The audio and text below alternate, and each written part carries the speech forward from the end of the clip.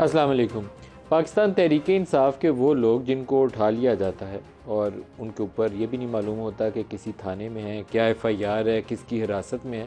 तो मैं आमतौर पर कोशिश करता हूँ कि इस प्रोग्राम में ये आवाज़ ज़रूर उठाऊँ कि आप जिस बंदे को पकड़ते हैं तो उसको प्रॉपर किसी चार्जशीट आपने किया है, किस मुकदमे में पकड़ा है, कहाँ गिरफ्तारी हुई है, कहाँ रखा गया है, उसके ऊपर पूरी तफसील उसकी फ़ैमिली को मालूम होनी चाहिए। कोई ऐसा तरीका नहीं होना चाहिए जो लॉ ऑफ द लैंड इजाज़त जिसकी नहीं देता। तो उस्मान डार भी उन्हीं में से एक हैं। कल उनके भाई का एक बयान भी सामने आया, लेकिन अभी थोड़ी देर पहले प्रोग्राम से मुझे पता चला है कि उस्मान डार काफ़ी हद तक उनका सॉफ्टवेयर जो है वो अपडेट हो चुका है और कुछ नई ज़बान में वो बात कर रहे हैं। प्रोग्राम आज आगे चलेगा तो उसके ऊपर बात करेंगे कि उनका सॉफ्टवेयर कैसे अपडेट हुआ, क्या नए इंकशाफात उनके सामने आए, वो सो कर उठे तो उन्होंने ख्वाब में क्या नई चीज़ें देखी या खुली आंखों से क्या देखी। कोशिश करूँगा कि प्रोग्राम में आपको कुछ दिखा पाऊँ। लेकिन नून लीग वाले जो हैं वो भी शायद किसी ख्वाब से बेदार होने की कोशिश कर रहे हैं। नवाज़ शरीफ ने एक बढ़क लगाई थी कि एहतसाब होगा, जनरल बाजवा ज़िम्मेदार, जनरल फैज़ ज़िम्मेदार। एक दफ़ा उन्होंने एहतसाब करने की कोशिश की थी जनरल मुशर्रफ का और उसका नतीजा उन्हें मालूम है। तो शायद ये बात वो दोबारा भूल गए कि मुशर्रफ का वो एहतसाब क्यों नहीं कर पाए, और उसका बड़ा क्लियर जवाब ये था कि इस्टेब्लिशमेंट अपने फॉर्मर किसी आर्मी चीफ़ को जेल के अंदर डलवाने पे तैयार नहीं है। और नवाज़ शरीफ ने वो कोशिश करके देख ली थी, नाकाम हुए। सियासत में बेपनाह गलतियां नवाज़ शरीफ ने की। ये कहा जाए कि सारा कुछ किया धरा जो था इस्टेब्लिशमेंट का था तो गलत होगा, क्योंकि नवाज़ शरीफ पैदावार एक इस्टेब्लिशमेंट की एक सियासत के नतीजे में सामने आए थे। 81 में एक जनरल ने उनको सेलेक्ट किया, 80 की दिहाई में उन्हीं के साथ सियासत की, फिर उन्हीं की बदौलत वो चीफ़ मिनिस्टर पंजाब बने। मोहतरमा को इक़्तिदार से दूर रखने के लिए IGI बनवाई गई और उसी के नतीजे में बाद में नवाज़ शरीफ जो थे वज़ीर आज़म पाकिस्तान भी बने। तो ये सारा कुछ करने के बाद बहुत ज़्यादा आप जमहूरी सोच के दावेदार हों तो बात बनती नहीं है। पूरा सफ़र आपका उन्हीं के कंधों पे गुजरा है। इमरान खान का भी यही अलमिया है। इमरान खान का 2011 से लेकर 2018 तक का सफ़र जो था वो उसी इस्टेब्लिशमेंट के कंधों पे बैठ के ही गुजरा था। उसी के नतीजे में वो वज़ीर आज़म बने थे। फिर जब उन्हीं को आंखें दिखाई तो उन्होंने उठा के बाहर फेंक दिया। तो ये तरीक़ाकार पाकिस्तानी सियासत को ना आगे चलने दे रहा है और ना मुल्क को आगे चलने दे रहा है। नवाज़ शरीफ और PMLN इस वक्त अजीबोगरीब दोराहे के ऊपर खड़े हैं। वो कौन सा बयानिया लेकर मैदान में जाए, क्योंकि इमरान खान ने जितनी पॉपुलैरिटी ली वो 27 मार्च उस तकरीर के बाद ली जब उन्होंने एक वो ख़त लहराया कि ये एक अमेरिका से धमकी आई है, और फिर उन्होंने कहा यहाँ बैठे हुए मीर जाफ़र, जनरल बाजवा को उन्होंने कहा यहाँ बैठे हुए मीर जाफ़र और मीर सादक ने उनकी हुकूमत गिरा दी है। ये वो बयानियाँ पूरा साल लेकर 9 मई तक चलते रहे, और 9 मई को उन्होंने वो बेवकूफ़ी की जो किसी सियासतदान को नहीं करनी चाहिए। उन्होंने अपनी फ़ौज के ऊपर चढ़ दौड़े। मैं बार बार इस चीज़ को दोहराता हूँ कि ये सियासत नहीं है, ना ये कौमी मुफाद है कि आप इस कौम के नौजवानों को अपनी फ़ौज से लड़ा दें। ये मुल्क दुश्मनी थी जो उन्होंने की, और सियासत में भी बहुत बड़ी गलती की। पहले 10 साल उनके कंधों पे बैठ के मज़े लिए और नवाज़ शरीफ को जेल भी डलवा दिया, डिस्क्वालीफाई भी करा दिया, हुकूमत भी मिल गई, और जब अपने मामला आए तो कहा कि सीधा GHQ पे चढ़ जाओ। ये मामला दुरुस्त नहीं था। लेकिन अब नवाज़ शरीफ के सामने एक चैलेंज है। उनके भाई ने 16 माह पाकिस्तान में हुकूमत की है, वज़ारत उज़्मा चलाई है, और वज़ारत उज़्मा चला के वो पार्टी को और मुल्क को एक ऐसे मोड़ पर ले आए हैं जहाँ पार्टी दोबारा लोगों के सामने जाकर ये कह ही नहीं सकती कि हम तो आपके खादमे खादमे आला वो पंजाब के बनते थे, लेकिन अब खादमे आला नहीं, अब ज़ालिम आला के तौर पर सामने आते हैं। इसलिए कि आटे की कीमत 2 गुना होगी, चीनी की कीमत 2 गुना होगी, रुपया जो था वो 250 से लेकर वो 325 तक ले गया। अब बड़ी फ़ौज ने डंडे दिखा के कुछ लोगों को बताया कि सीधा रास्ता कौन सा है, तो वो दोबारा 284 पे आया, ये अभी 250 तक जाएगा। लेकिन इसमें शहबाज शरीफ की कारकर्दगी सिवाय इसके कि वो मद्दा सराई फ़ौज की बहुत करते रहे, सब आर्मी चीफ़ का नाम लेकर शाबाशियाँ देते रहे। वो बताते थे कि विजन ही इनका था, नहीं तो मुझे पता ही नहीं था। तो भाई आप करने क्या आए थे? अगर उनका विजन है तो फिर उन्हीं को कर लेने दो।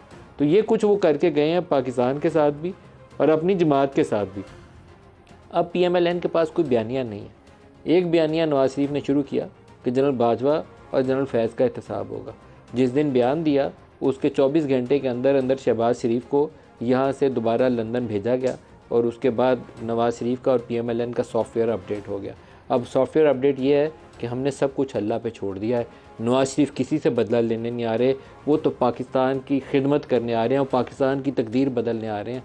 तो शहबाज साहब, आपने 16 माह जो डुबोया है वो भी आप ही की जमात थी कि वो किसी और की जमात थी? लेकिन इनका बयानिया, इनके तजादात, मैं वो आपको दिखाता हूँ। ये इनको इलेक्शन में हॉन्ट करेंगे। इनको एक राह लेनी है जो ये ले नहीं पा रहे। अगर ये सिर्फ वो इमरान खान जुमला बोला करते थे कि बूट पॉलिश के नतीजे में लोग कायल नहीं होंगे, और जो कायल होंगे वो आपको इक़्तिदार नहीं इस तरह देंगे। सुनिए नवाज शरीफ शुरू में शहबाज शरीफ क्या कहते हैं और फिर नवाज शरीफ ने क्या कहा, दिखाइएगा।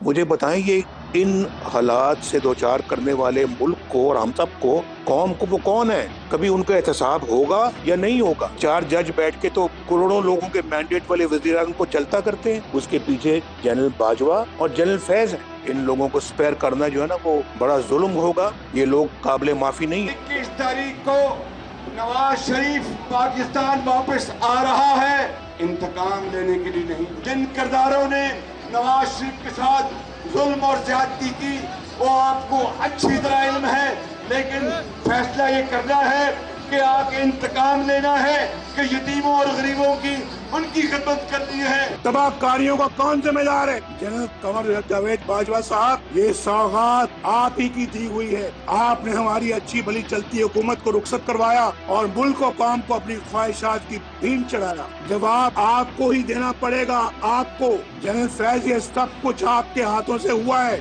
जवाब भी आपको देना होगा। अब ये तय कर ले PMLN कि शहबाज शरीफ वाली राह पे चलना है कि नवाज शरीफ वाली राह पे चलना है। वोट लोगों से इस दफ़ा आसानी से नहीं मिलने वाले। पंजाब के अंदर जो सूरत हाल है, और नवाज शरीफ शायद पाकिस्तानी सियासत से उनका डिस्कनेक्ट जो है बहुत ज़्यादा हो चुका है।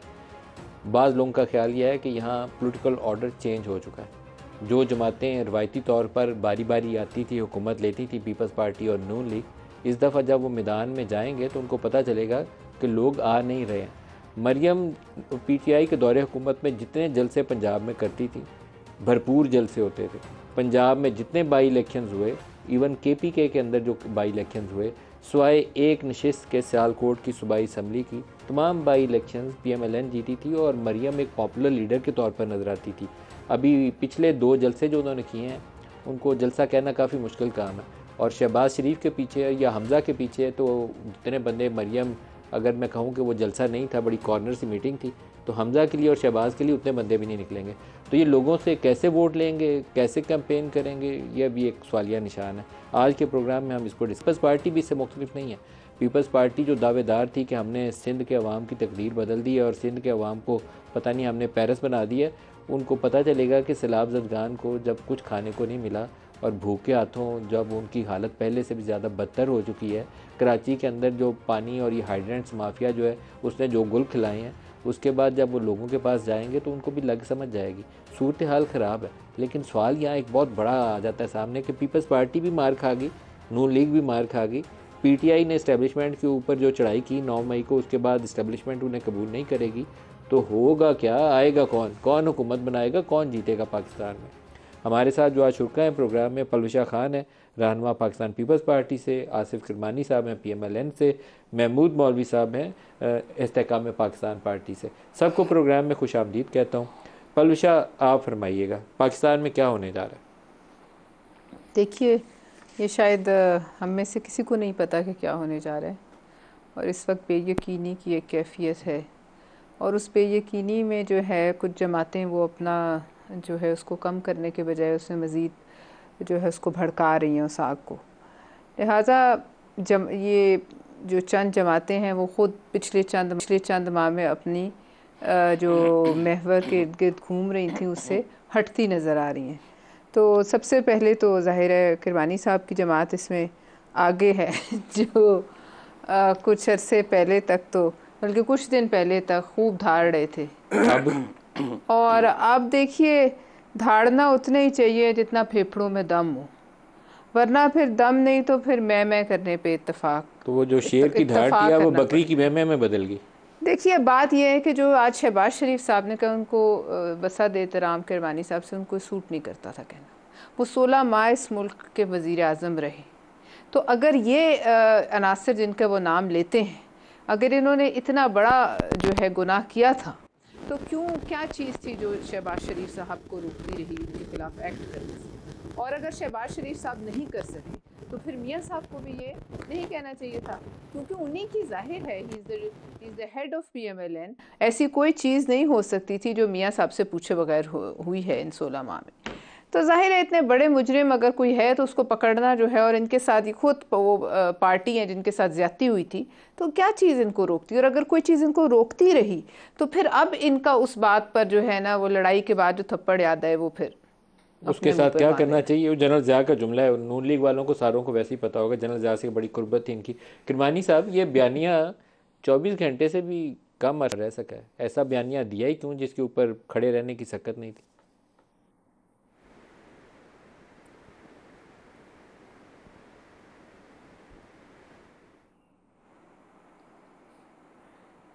महमूद मौलवी साहब, पहले आप ही बता दें, हमें कुछ ऑडियो का इशू आ रहा है किरमानी साहब से। ये सियासी बयानिया बनाया था कि जनरल बाजवा का और जनरल फैज़ का एहतसाब करना है, लेकिन खड़े नहीं रह पाए नून वाले, भाग गए। देखिए, इस पे मैं ये कहूँगा कि उन बड़ा इमेच्योर बयानिया बनाया था, और अभी तक समझ में नहीं पड़ रहा है कि इतने तजुर्बेकार सियासतदान और जिसको मैं कहूँगा 3 बार वज़ीर आज़म रहने के बाद वो इतने इमेच्योर स्टेटमेंट दे कैसे सकते हैं। उसकी वजह ये है कि वो कह रहे हैं कि जी आज इस चीफ़ को हम ट्रायल करेंगे, तो अगर आज आप पिछले चीफ को ट्रायल करेंगे तो कल आने वाले चीफ को कोई ट्रायल करेगा। देखिए, जिसको मैं कहूँगा कि ये जिस सिमत में जा रहे थे, ये तबाही के सिमत है, और ये पहले भी इसके एक्सपेरिमेंट कर चुका है। इन चीज़ों को मद्देनज़र रखते हुए मैं तो देख नहीं रहा हूँ कि नवाज शरीफ साहब को पाकिस्तान आते हुए मैं नहीं देख रहा हूँ। ये जो आपने कहा यू टर्न ले लिया, यू टर्न तो ले लिया, मगर इतनी जल्दी चीज़ें जो है, नवाज शरीफ को पाकिस्तान आते हुए नहीं देख रहे? नहीं, मैं पाकिस्तान आते हुए नहीं देख रहा हूँ। उसकी वजह यह है कि ये डिफ्यूज़ होते होते इसमें टाइम लगेगा, ये अब क्या सेटलमेंट होगा। और उसके बाद देखिए, अगर बाज़ वक्त लोग कहते हैं कि जी 1 लाख का जलसा या 1.5 लाख का जलसा, क्या 1 लाख का जलसा जो है, जो कि आपने कहा कि इसको डिफ्यूज होते हुए टाइम लगेगा, तो इसका मतलब यह है कि वो जो बयानिया नवाज शरीफ ने लिया कि इनको एहतसाब के कुटहरे में लाना पड़ेगा, तो उसके बाद एक तनाव है जिसको डिफ्यूज होने में कुछ टाइम दरकार है। अब जी बिल्कुल, मैं वही देख रहा हूँ कि देखें बहुत सारे काम, और आप देखें बहुत सारे अभी बयानात भी आ रहे हैं कि ये चीज़ों को सफाया करना पड़ेगा। जो इश्यूज़ हैं लोगों के, महंगाई के इशू को देखें, इसको वो देख रहे हैं, इंटीरियम गवर्नमेंट देख रही है। आप ये देखें डॉलर के इशू को देख रहे हैं। 2 चीज़ें हुई हैं, एक तो नवाज शरीफ का ये जो बयानिया है, एक तो उसके ऊपर यू टर्न मारा है फौरी तौर पे नून लीग ने। साथ मौलाना फजल रहमान ने एक बयान दे दिया है, उन्होंने कहा है पहले पाकिस्तान बचाना ज़रूरी है, इंतखाब को इतना ज़रूरी काम नहीं है। तो ये PDM ही है जो ये दोनों काम कर रही है, मौलाना फजल रहमान और उधर से नवाज शरीफ का बयानिया की वापसी। तो मुझे तो कुछ और ही होता नज़र आ रहा है पाकिस्तान में, मुझे राय फरार होती नज़र आ रही है। देखिए, मैं तो बहुत आपको वाज़े मेरा अपना व्यू है कि मैं इस वक्त इंतखाबात नहीं देख रहा हूँ इतनी जल्दी, जितनी जल्दी लोग समझते हैं। ये वक्त लगेगा, बहुत सारी चीज़ें को जो है अपनी जगह बैठना पड़ेगा, उसके बाद ही इंतखाबात होंगे। मैं भी यही कहूँगा, देखिए आज हम इकनॉमिक क्राइसिस में जा रहे हैं, इंतखाबात करा के जो है और मज़ीद क्राइसिस में डालना है। उसकी वजह है कि जो हारेगा वो उसको मानेगा नहीं, जब मानेगा नहीं तो फिर क्या सड़कों पे आएंगे, सड़कों पे आके इकनॉमी का वैसे ही सत्यानाश है, लोग वैसे ही परेशान हैं, तो क्या मज़ीद हम इसको आपको नवाज शरीफ पाकिस्तान आते नज़र आ रहे हैं, ना आपको जनवरी के महीने में इंतखाबात नज़र आ रहे हैं?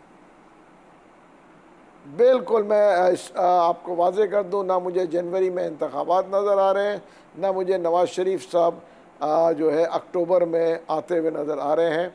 और अब वजह क्या, आपके ख्याल में क्या वजूहात होंगी जिसको बुनियाद बनाकर इंतखाबात को आगे किया जाएगा? क्योंकि लीगली आपको कहीं कोर्ट ऑफ लॉ में जाके जस्टिफाई करना पड़ता है, किस बुनियाद के ऊपर कहा जाएगा कि इंतखाबात नहीं होंगे? लॉ एंड ऑर्डर हो जाएगी, कोई दहशतगर्दी हो जाएगी, क्या हो जाएगा? देखिए लॉ एंड ऑर्डर के अलावा इकनॉमिक क्राइसिस हैं और बहुत सारी और वजूहात। देखिए वजूहात तो बन ही जाते हैं, देखिए वजूहात बनने में कोई टाइम लगता नहीं है, तो वो कोई ना कोई वजह बन भी जाएगी। आपने इतने देखे ना, सालों पे हमने हुकूमतें देखी, आई और गई। अभी आप देखें ना, जब पंजाब की गवर्नमेंट 90 डेज़ में इलेक्शन कराना था, नहीं हुआ, ठीक है, KPK की गवर्नमेंट में नहीं हुआ। तो वजूहत तो देखें, हालात को देखते हुए तो वजूहत तो बहुत सारी चीज़ें सामने हैं।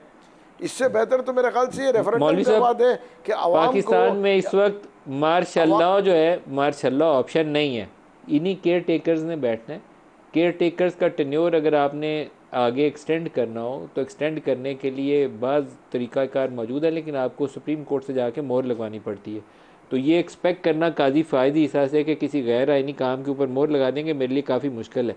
लेकिन आप जैसे जितने मंजे हुए सियासतदान, तो सब अब कह रहे हैं कि जनवरी में इंतखाबात नहीं है। वो ये उनको शक है कि नवाज शरीफ ने पाकिस्तान नहीं आना। तो अब मुझे भी शक होने लग गया कि कुछ ऐसा छुपी हुई चीज़ है जो अभी हमें मालूम नहीं है, अचानक से पटारे से बाहर आएगी और पता चलेगा इलेक्शन तो हो ही नहीं सकते। देखिए, और यही कहना ना कि जो गैर आयूनी चीज़ के ऊपर फैज़ ईसा साहब जो है मोहर लगाएंगे, फिर आप भी देखेंगे ना कि जो चीज़ें मुल्क के मफाद में हो, कुछ चीज़ें जो है अगर ये थोड़ी बहुत जो है वायद जो है हो जाए और मुल्क के मफाद और आवाम के मफाद में हो, तो इसमें तो कोई मज़ामत नहीं है। आवाम क्या चाहती है?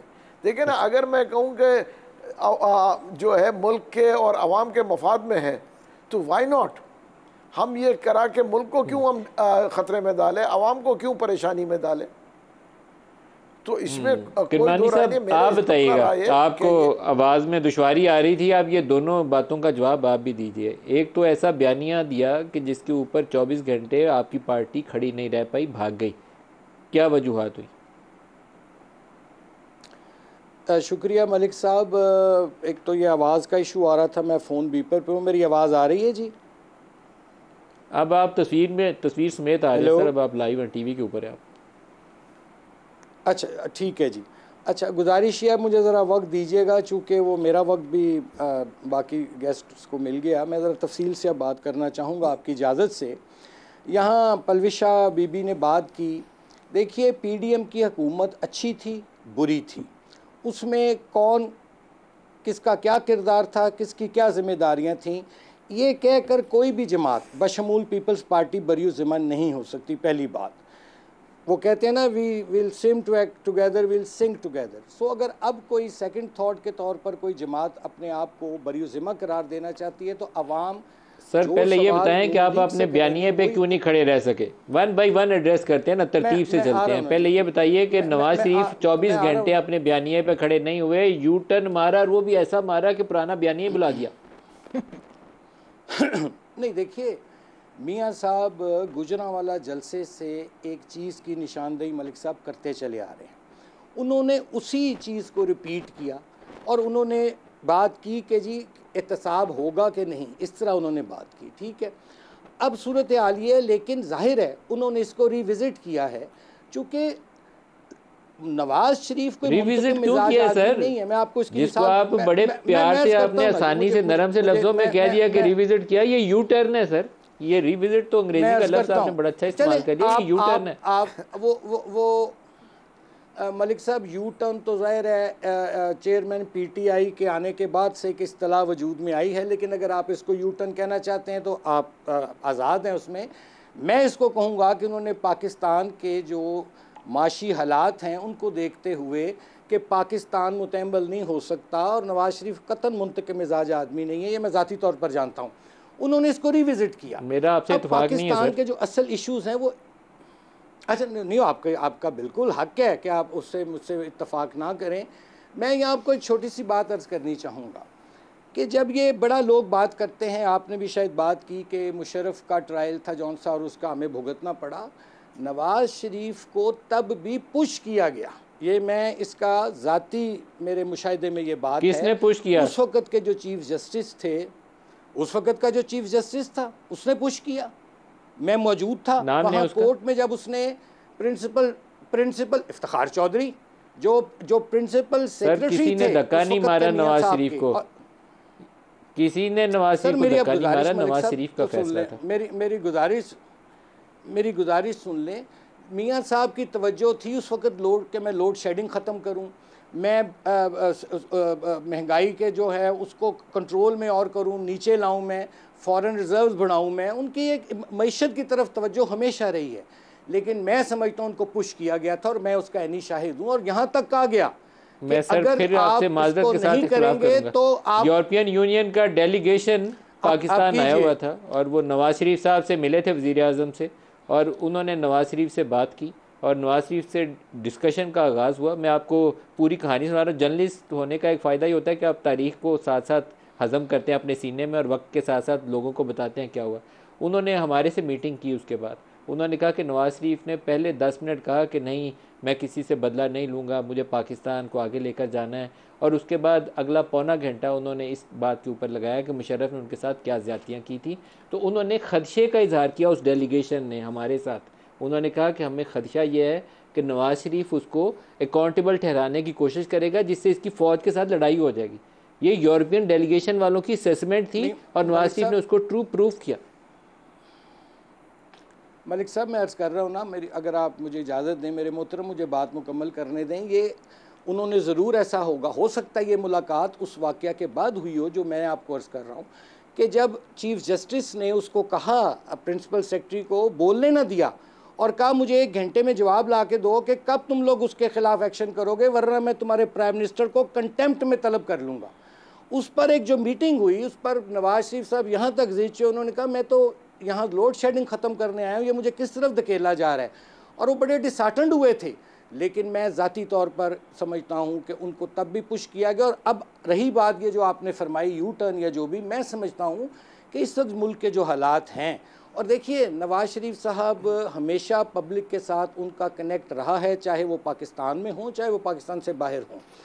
आज अगर उन्होंने ये कह दिया कि मैंने अल्लाह पे मामला छोड़ दिया तो मेरा ख्याल है इस बहस को ख़त्म हो जाना चाहिए। अगर उन्होंने रीविज़िट का कह दिया तो इस बहस को ख़त्म हो जाना चाहिए। हाँ, अगर आप ये कहें कि जी यहाँ इस्टेब्लिशमेंट का फ़लाँ रहा और अब वो फ़लाँ पोजीशन चेंज कर रहे, तो मुझे बताइए मलिक साहब मोहतरम, 1958 के बाद मुझे एक नाम बता दें कि जो इस्टेब्लिशमेंट से नहीं होके आया। लेकिन लोग, भुट्टो साहब नहीं आए इस्टेब्लिशमेंट से होके, वो अयूब खान को किन नामों से पुकारते थे, लेकिन उसके बाद उन्होंने प्रूव किया कि नहीं जी जी सॉरी क्या कहते थे आप बता दें। आप बाखबर साफ़ी हैं, आपको भी पता है, फिर मेरी वो कोलीग नाराज हो जाएंगी। अर्ज करने का मतलब मेरा बात आपने की है तो आपको पूरा बताना चाहिए। मेरा नहीं, देखें, मैं वो एक ऐसा मैं समझता हूँ कि वो एक डिसेंट लफ्ज़ नहीं है, मतलब मुनासिब नहीं लगता। मैं कभी इनडिसेंट बात नहीं करूँगा। मैंने एक निशान नौजवान है ना इस कौम के, उनको आपको एजुकेट करना चाहिए, उनको बताना चाहिए, तारीख का हिस्सा है। इमरान खान कर गए वो नौजवान जो हैं उनको सब पता है मलिक साहब, और वो नौजवान जो हैं वो सब समझते हैं। मैं अपनी बात मुकम्मल कर लूँ मलिक साहब। कहने का मतलब ये है कि कोई एक शख्स मुझे 1958 के बाद बताए कौमी सतह का लीडर जो इक़्तिदार में आया हो और इस्टेब्लिशमेंट के साथ उसकी अंडरस्टैंडिंग ना हुई हो। आपने ख़ुद इतराफ़ किया कि इमरान खान साहब भी आए। हमें ये तय करना है कि यहाँ इस मुल्क में मार्शल लॉज भी रहे, हाइब्रिड निज़ाम भी रहे, जमहूरियत भी रही, लेकिन मलिक साहब असल इशू की तरफ हमें आना चाहिए। और उसी की तरफ नवाज शरीफ ने कहा है कि मैं, जिसको आप यू टर्न कह रहे हैं और मैं रीविज़िट कह रहा हूँ, कि मईशत कि इस वक्त पाकिस्तान मुतहम्मल नहीं हो सकता, और कोई पर्सनल अपने को जो होते हैं एरियाज हमें क्लियर करने की ज़रूरत नहीं है। इस वक्त हमारे सामने एक बड़ा मकसद है। 2013 में लोड शेडिंग, ब्रेक ले लें, इस नुक्ते को और डिस्कस करते हैं। ब्रेक ले लें जी, हमारे साथ रहिएगा।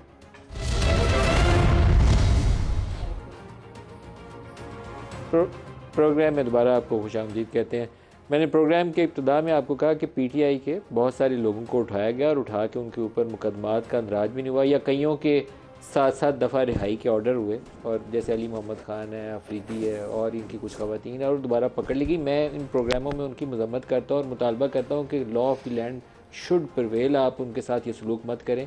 कोई किसी मुकदमे में मतलूब है तो मुकदमा दर्ज करके चलाएँ, अदालत ज़मानत देती है तो ज़मानत पर जाने दें।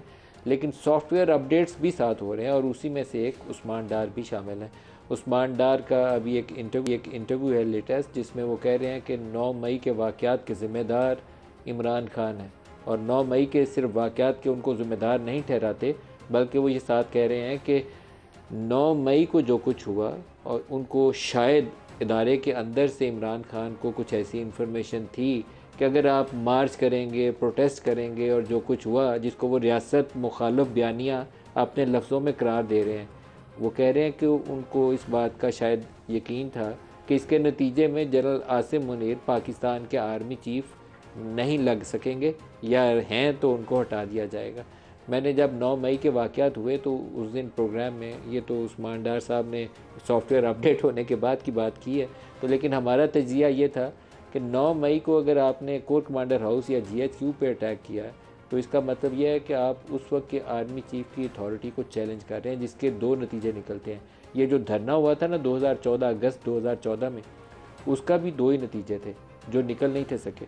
जब आप ऐसा धरना करते हैं तो आप कोशिश करते हैं कि या तो मार्शल्ला लग जाए, वज़ीर आज़म गिरफ़्तार हो जाए, या वो नहीं हो सकता तो नीचे वाला कोई उसको मजबूर कर दे कि आर्मी चीफ़ ही अपने उहदे से हट जाए।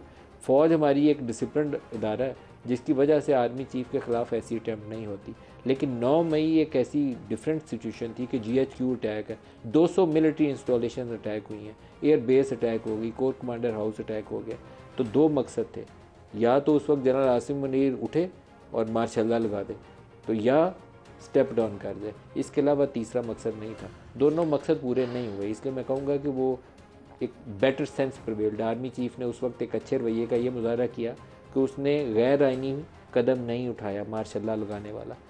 हमारे यहाँ आजकल ना कंप्यूटर में बड़ी तब्दीलियाँ आ गई हैं। पहले कंप्यूटर आते थे, आप बटन दबाते थे तो 2 मिनट लगता था, आहिस्ता आहिस्ता करके वो स्टार्ट होना शुरू होता था। तो अब वो कंप्यूटर के अंदर उन्होंने एक नई कोई रैम डाली है, पता नहीं उसे SSD ड्राइव शायद कहते हैं, मैं टेक्निकल टर्म से बड़ा वाकिफ़ नहीं हूँ। अब आप बटन दबाएं तो इंस्टेंटली कंप्यूटर स्टार्ट हो जाता है। तो उस्मान डार का भी सिर्फ सॉफ्टवेयर चेंज नहीं हुआ बल्कि इसकी भी रैम चेंज हो गई है साथ, यूँ बटन दबाया इंस्टेंटली सारा कुछ बदल गया। तो अच्छा है, प्रोसेस चेंज हो गया। पलविशा, आपका रद्द-ए-अमल? देखिए जी, बहरहाल अब क्या कहा जा सकता है। अब ये बातें तो इनको पहले करनी चाहिए थी सबको, मैं एक उस्मान डार को नहीं कह रही। जो भी ये बातें करें इनको 9 मई के फ़ौरन बाद ये सारे मामलात जो हैं ये क्योंकि ये एक रियासत के ख़िलाफ़ इक़दाम था, ये ले आने चाहिए थे। बहरहाल अभी अगर इन्हें जो हिदायत है मिली है, आई है और इनको ये हिदायत अल्लाह की तरफ से मिली है या क्या कहा जाए। देखिए ये तो अभी जो बातें कर रहे हैं ये तो फिर उन मीटिंग्स में भी ये सब लोग बैठते रहे और वहाँ उस वक़्त तक के साथ शामिल रहे और फिर अब ज़ाहिर है ये आकर अपना कन्फेशंस कर रहे हैं। अगर मैं किसी ऐसी मीटिंग में बैठूं जहाँ रियासत या मुल्क के ख़िलाफ़ कोई बात हो रही है तो मेरा फ़र्ज़ बनता है कि मैं मुल्क के साथ खड़ी हूँ। अच्छा, महमूद मौलवी साहब हमारे पास एक ऐसी शख्सियत हैं जो उस जमात का हिस्सा थे और उस वक्त भी उनके साथ थे इमरान खान के। मैंने अभी एक और शॉर्ट्स उस्मान डार का भी सुनाता हूँ, लेकिन महमूद मौलवी साहब ये जो बातें उस्मान ने कही, उस्मान डार ने, ये तो बड़ी खौफनाक बातें हैं। ये तो 2 बातों की तरफ इशारा वो कर रहे हैं कि एक तो कुछ इमरान को ये ऐसी इतला थी कि अगर हम ये सारा कुछ करेंगे, मार्च करेंगे, 9 मई करेंगे, तो general Asim Munir army chief नहीं रह सकेंगे। तो कुछ कहानी, कुछ मेरे तो मैं सोचता हूँ कि बड़ा खौफनाक सा मंजर पेश कर रहे हैं वो। आपकी क्या इतलात थी ऐसी आपके पास? देखिए, मैं आपको बता दूं, मैं उस्मान डार से इत्तेफाक करता हूं और सॉफ्टवेयर अभी अपडेट नहीं हुई है। मेरी कोई 2-3 माह पहले उस्मान डार से बात हुई थी।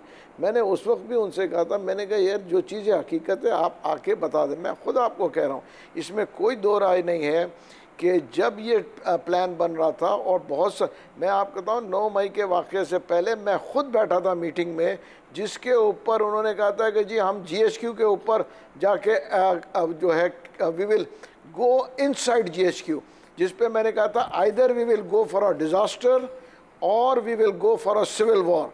मैंने कहा don't ever try to do this. आप इस खबर को दोबारा दोहरा के बताएं। आप कह रहे हैं कि आप उस मीटिंग में थे जिसमें कहा गया कि हम GHQ के अंदर जाएंगे। उस मीटिंग में कौन कौन शामिल था? बिल्कुल, उस मीटिंग में वहाँ पे मैं आपको बताऊँ शाह महमूद साहब भी थे, ठीक है ना, अली जैदी साहब भी थे और काफ़ी लोग थे। और ये भी वो कहेंगे, इससे मेरे ख्याल से वो डिसएग्री नहीं करेंगे कि मैं उठ के मैंने कहा either we'll go for a disaster or for a civil war. उसकी वजह देखें, अगर फ़ौज गोली चला वहाँ से देती तो हम सिविल वॉर की तरफ जाते, आर्मी वर्सेस द पीपल। ये आइडिया किसने दिया था कि जीएचक्यू के अंदर जाएंगे हम? ये आइडिया किसका था? देखिए, ये जो इसाक डार कह रहे हैं ना, ये वही लोग थे, ये वो टीम है जो कि अपने आप को साबित करने के लिए कि जी हम जो है बड़े जाले हैं, हम ये कर लेंगे, ये वही कुछ लोग गिनती के लोग थे। और उन्हीं गिनती के लोग, क्योंकि देखें वो ये चाहते थे कि जो ये आइडिया किसका था कि हम जीएचक्यू के अंदर जाएंगे? ये आइडिया किसने दिया था हम जीएचक्यू के अंदर जाएंगे? देखिए, ये आइडिया नहीं, वहाँ पे उन्होंने कहा था, जो है एक खातून थी जिन्होंने कहा था, अभी उनका अभी मैं उसकी वजह वो अभी बिल्कुल वो बैकफुट पे जा चुकी है, मैं नाम नहीं लूँगा, अब तो ख़त्म हो गया चीज़। मगर मैं आपको बता दूँ, लोग नहीं, नाम लीजिए, किसने कहा था हम जीएचक्यू के अंदर जाएंगे? नाम लीजिए, किसने कहा था कि जीएचक्यू के अंदर जाएंगे? जिन्होंने कहा है उनका नाम लेना चाहिए। देखिए, मेरे को इस वक्त नाम याद नहीं आ रहा, मगर मैं आपको बताऊं, खातून थी, मैं आपको बता, उस मीटिंग में खातून कौन शामिल थी? कौन कौन खातून शामिल थे उस मीटिंग में, ये तो बता दें। देखिए, एक मैं आपको हकीकतन बता रहा हूँ, मुझे नाम याद नहीं आ रहा है, और मगर वो खातून जो थी वो हमारे साथ यहाँ से वो फिर इस्लामाबाद भी गई। मैं आपको नाम अगर याद आ जाएगा मैं आपको बता दूंगा, या मैं आप ट्वीट कर दूंगा आपको रात को, मुझे इस वक्त नाम याद नहीं आ रहा, गलत नहीं कहूँगा आपसे। और ये मीटिंग क्या कराची में थी जिसका आप तज़किरा कर रहे हैं? जी बिल्कुल, कराची में थी। कराची में कराची से फिर वो खातून आपके साथ इस्लामाबाद में आई? जी, और मैं आपको बताऊं, इस्लामाबाद में भी मैं मीटिंग में गया, यहाँ से मैं, शाह महमूद कुरैशी, इमरान इस्माइल, हाँ, और क्या बोलते हैं, हम जो है यहाँ से गए इस्लामाबाद। इस्लामाबाद में फिर एक मीटिंग हुई जो कि ये इनके घर पे हुई थी, सॉरी, वो जो खातून है उनके घर पे एक और, एक मिनट, मेरे पास पता नहीं लेडीज़ के नाम क्यों नहीं आ रहे, वो उनके घर पे मीटिंग हुई जिसमें शाह महमूद कैसे आदमी है सर, आपको खवातीन के नाम ही याद नहीं थे। मुझे सर एक बात आपको बतानी पड़ेगी, मीटिंग किसके घर थी? देखिए, शीरीन मज़ारी के घर में थी, शीरीन मज़ारी, जी शीरीन मज़ारी के घर पे मीटिंग थी। शाह महमूद कुरैशी भी थे, असद उमर भी थे, आमिर कियानी भी थे। उस देखे लोग जो, अच्छा मैं आपको बता दूं, इनमें से और उस मीटिंग में क्या डिस्कस हुआ? कि ये हमें, उस मीटिंग में यही डिस्कस हो रहा था कि देखा जी हमें ये करना चाहिए, खान साहब को ये हो जाएगा। तो जिसके ऊपर मैं आपको कहूंगा मेजॉरिटी क्या करना चाहिए, क्या करने का कह रहे थे? क्या किसी ने ये कहा कि जीएचक्यू पे चढ़ दौड़े या कोर्ट कमांडर हाउस पे चले? किसने कहा ये? जी, मैं आपको बता रहा हूँ, वहाँ पे उस वक्त जब वो जूम पे बात हो रही थी, तो फिर मेरे को, क्योंकि मैं उस कोर कमेटी का हिस्सा नहीं था, तो मुझे कहने लगे कि जी आप ज़रा उधर बैठ जाएं, क्योंकि हम जूम पे बात करेंगे। खाने के तक मैं वहाँ पे था, और उस वक्त ये हुआ था, उस वक्त भी ये तय हो रहा था कि जी हम जो है कोर कमांडर हाउस के ऊपर जाएंगे। उससे पहले भी एक तय हुआ था कि हम कोर कमांडर हाउस पर जाएंगे। क्या इमरान खान उस जूम मीटिंग का हिस्सा थे? भैया, मैं क्योंकि उस मीटिंग में मैं था नहीं, तो मैं आपको गलत नहीं कहूँगा, क्योंकि मैं मीटिंग के अंदर था नहीं, क्योंकि उस कमेटी का मैं क्या किसी ने किसी मीटिंग में ये डिस्कस हुआ कि हम ऐसा प्रोटेस्ट करेंगे, लॉन्ग मार्च करेंगे, तो आसिम मुनीर जो है पाकिस्तान का आर्मी चीफ नहीं लग सकेगा? क्योंकि ये उस्मान डार के अल्फाज सुन के तो मुझे कुछ बातों की तरफ निशानदेही होती है कि कुछ लोग ऐसे होंगे जो शायद उस वक्त अंदर बैठे हुए दुम हिला रहे होंगे। किसी मीटिंग में ऐसा जिक्र हुआ कि आप लोग ऐसा प्रोटेस्ट करें, इसकी वजह से आसिम मुनीर आर्मी चीफ नहीं लगेंगे? नहीं, देखें, मैं कभी भी कोई चीज़ ऐसी गलत बयानी नहीं करूँगा। कम से कम मैंने ऐसी कोई स्टेटमेंट किसी जगह नहीं सुनी, ये मैं इसमें कोई दो राय नहीं है। देखें, जो चीज़ कहूँगा उसकी वजह, देखें, अगर मैं कोई चीज़ को लपेट के या झूठ बोल के कहूँ वो वर्थ नहीं है। और मैं आपको ये कहूँ, जो मैं आप कह रहा हूँ कि वो जो GHQ वाली बात, वो मैं बिल्कुल दावे से कह रहा हूँ, और लोग आज भी हैं। जिस वक्त मैंने कहा था, और भी लोग, छोटे लोग भी थे। किस खातून ने कहा था GHQ जाना चाहिए? नाम नहीं बताया अभी तक आपने मुझे। भैया, मेरे को नाम याद नहीं आ रहा, मैं आपको बताऊं। मलिक साहब जरा मौका दें। सर उनको आप तो देखें, कमाल कर रहे हैं। इतनी बड़ी खबर है, पूरा आपने मुल्क हिला दिया है कि वो मीटिंग में कहा गया था, डिस्कस हुआ था कि GHQ पे अंदर घुसेंगे हम, तो आपको खातून का नाम ही याद नहीं है। अब बहरहाल आप बताइए आसिफ किरमानी साहब, आप कुछ कहना चाह रहे हैं? मैं अर्ज़ करना ये चाह रहा था मलिक साहब वेरी क्विकली कि देखिए यहाँ जनाब महमूद साहब ने एक बहुत बड़ा इंकशाफ किया है। चलें नाम वो आपको बता देंगे तन्हाई में ख़ातून का, लेकिन वो उस मीटिंग में बैठे रहे जिस मीटिंग में GHQ पर हमले की बातें या प्लान किया जा रहा था। मेरे लिए बड़े मोहतरम हैं महमूद मौलवी साहब, लेकिन काश इनकी हुब्बुल वतनी उस वक़्त जागती और उससे पहले ये पब्लिक में आके बताते कि भी ये GHQ पर, हमारी पाक फ़ौज पर, हमारे शोहदा पर हमला करने का प्लान बन रहा है। 9 मई तक तो ये तमाम लोग PTI का हिस्सा थे, उस प्लान का हिस्सा थे। हाँ, जब उसके बाद फिर सबके सॉफ्टवेयर अपडेट होना शुरू हुए जो होने चाहिए थे, मुझे बात करने दें जी, आपकी मेहरबानी, तो उसके बाद फिर इस्तेहकाम पाकिस्तान पार्टी वजूद में आती है। और अब जो उस्मान डार साहब की आपने बात सुनाई है, जो टेप सुनाई है, तो मुझे लग रहा है कि अब वो भी महमूद साहब को ज्वाइन करने के लिए जल्द ही ज्वाइन कर लेंगे, क्योंकि जो जिसका सॉफ्टवेयर अपडेट होता मैं आपको कुछ और भी सुनाता हूँ, पाकिस्तान पार्टी में चला आप किरमानी साहब मुझे मौका दें, मैं जरा कुछ और भी सुनाता हूँ। जरा प्रोड्यूसर साहब वो दूसरा हिस्सा भी सुनाइएगा। मैं अभी आपको कुछ और सुनाऊंगा पलविशा, ये आपने अगर सुना हो तो बड़ी खौफनाक मुझे कोई बात है। हैरत नहीं है। अभी महमूद मौलवी साहब कह रहे हैं GHQ के अंदर घुस के हमला करने की प्लानिंग थी, वो आसिम मुनीर की कहानी सुना रहे हैं। ये देखिए बिल्कुल ये थी कि अंदर से फ़ौज के अंदर बगावत करवाना चाहते थे। इससे आगे कोई ये हमें पहले दिन से नज़र आ रहा था। अब चूंकि बातें खुल रही हैं, लोग बोल रहे हैं, बगावत के लिए अंदर किरदार होना ज़रूरी होता है। Keep that in mind. ये बगावत कहीं सड़क पे रह के नहीं होती। देखिए जो भी था, ये तो अब जाहिर है जो लोग हैं वो एजेंसी से उनके पास खबरें होंगी कि कौन अंदर था और कौन बाहर था। और एक और बात, अंदर भी किरदार होना ज़रूरी है। और इतनी बड़ी बगावत एक न्यूक्लियर आर्म्ड स्टेट के ख़िलाफ़ अगर हो तो उसमें सिर्फ इंडिजिनस लोकल एक पॉलिटिकल पार्टी नहीं कर सकती, इसमें ज़रूर बाहर का बैरूनी कोई बहुत बड़ा जो है वो बैकिंग और थापड़ा। बैरूनी को तो परे करें जी, क्यों कैसे करें जी? वो मोदी का यार किसी को बाद में बनाएंगे, पहले तो घर की बात करें। ये जो बातें हैं अभी महमूद मौलवी साहब ने सुनाई है, नहीं मैं इनको मोदी का यार नहीं बनाता। कंधा किसी का मजबूत नहीं। यहाँ जो कह रहे हैं महमूद मौलवी साहब ने बताई, जो बातें उस्मान डार ने बताई, चले सिर्फ इन 2 बातों को ही रह लें, ये बातें 2 बातों पे ही रह लें। मुझे ये बताएं, आज तक ये कहते हैं कि सब जितने भी सियासतदान हैं वो आए उनकी मदद से है, एस्टैब्लिशमेंट के साथ कोई ना कोई ताल्लुक रहा है और मदद रही है।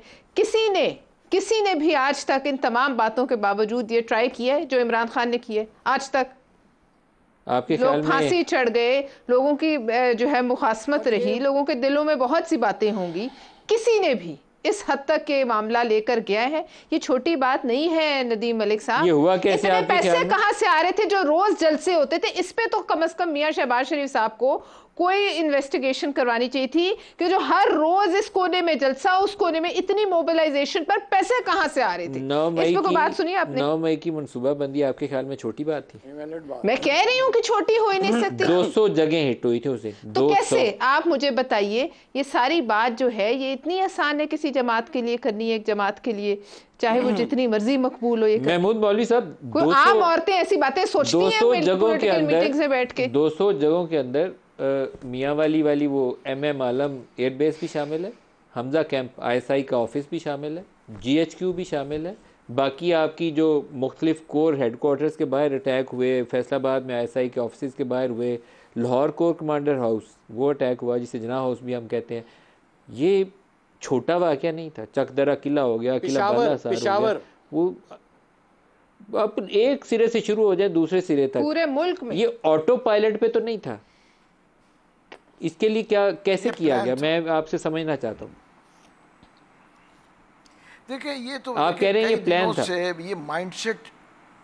जी बिल्कुल। मैं एक तो बल्कि मैं माजरत से किरमानी साहब जो है बड़े मोअज़्ज़ज़ आदमी है, मैं इनसे कहूँ कि देखें मैं जो हूँ, मैं पहला आदमी था जो कि इसके PTI को छोड़ने वाला, और मैं बिना सॉफ्टवेयर अपडेट हुए जिसको लोग आजकल कहते हैं, उसकी वजह ये है कि मैं सर 9 मई की मनसूबाबंदी बताइए, प्रोग्राम एंड हो जाएगा, आप वजाहत फिर करिएगा। 9 मई की मनसूबाबंदी कैसी? 200 जगह ऑटोमेटिक अटैक नहीं हो सकती। नहीं, ऑटोमेटिक नहीं था। देखें एक चीज़ मैं बताऊं, ये तो अगर हम हमारे जो मैं कहूँगा इस्टेब्लिशमेंट ने बहुत देर कर दी, उसकी वजह ये है कि ये तो प्लान काफ़ी अरसे से हो रहा था।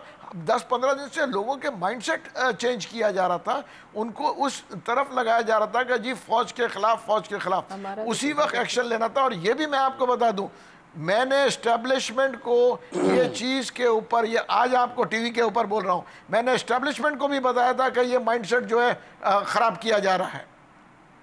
ये मैं आपको आपने ये बात बताई, 9 मई से आपने ये बात से फौज को आगाह किया कि पार्टी के अंदर कुछ लोग हैं वो फौज की इंस्टॉलेशन के ऊपर हमले का इरादा रखते हैं। आपने बात फौज को बताई? नहीं, इंस्टॉलेशन पे नहीं, लोगों के माइंडसेट को खराब कर रहे हैं, ये मैंने बिल्कुल बताई है। मैं आपको इस आपके चैनल के ऊपर बैठ के बता रहा हूँ। कौन माइंडसेट खराब कर रहा था, मुझे बताइए आप। देखिए उसकी वजह यह कि ये पूरी टीम थी उसकी, आप देखें ना माइंडसेट कौन खराब कर रहा था। फूलन देवी कौन थी जी? देखिए फूलन देवी का पूछे। सॉरी नहीं माइंडसेट का पूछ रहे थे, कौन माइंडसेट खराब कर रहा था।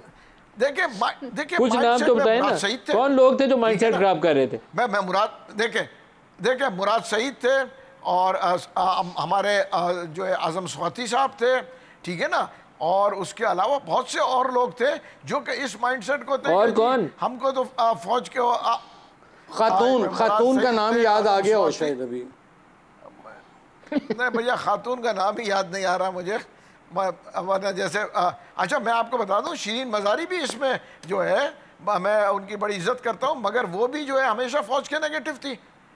और प्रेसिडेंट के शिरीन मज़ारी भी फौज की नेगेटिव थी। चलाइए जी प्रोड्यूसर साहब, खबर चलाइए इसकी। बिल्कुल उसकी वजह यह है कि प्रेसिडेंट हाउस में मीटिंग हुई थी, उस मीटिंग में भी मैं बैठा था। प्रेसिडेंट हाउस के अंदर भी ये बातें हुई थी, अलवी साहब की मौजूदगी में भी।